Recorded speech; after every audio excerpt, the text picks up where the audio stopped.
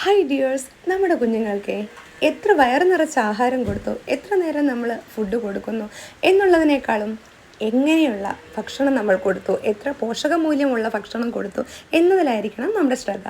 അപ്പോൾ ദിവസേന ഒരു നേരം നമുക്ക് ഇല ആഹാരങ്ങളൊക്കെ കുഞ്ഞുങ്ങളുടെ ഭക്ഷണത്തിൽ ഉൾപ്പെടുത്തുക. അങ്ങനെ ഒരു ടൈം ടേബിൾ നമ്മൾ തന്നെ ക്രിയേറ്റ് ചെയ്യുക.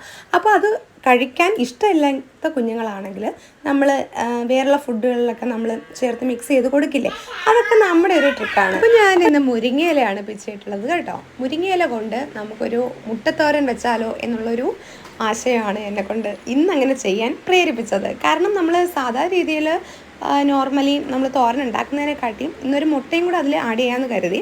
അപ്പം ഞാനിന്ന് മുട്ടത്തോരൻ ഉണ്ടാക്കി വെച്ചിട്ടുണ്ട്. അതിൽ കുറച്ച് തേങ്ങയും തിരികെയിട്ട് തട്ടി മൂടി വെച്ച് വേവിച്ചെടുത്താൽ കുഞ്ഞുങ്ങൾക്ക് വേണ്ടുന്ന മുരിങ്ങയില മുട്ടത്തോരൻ ഇവിടെ റെഡിയാവും. അപ്പോൾ എൻ്റെ മോന് കൊടുത്തു, അവന് വലിയ ഇഷ്ടമാണ് കേട്ടോ ഇങ്ങനെയൊക്കെ ഉണ്ടാക്കി കഴിക്കുന്നത്.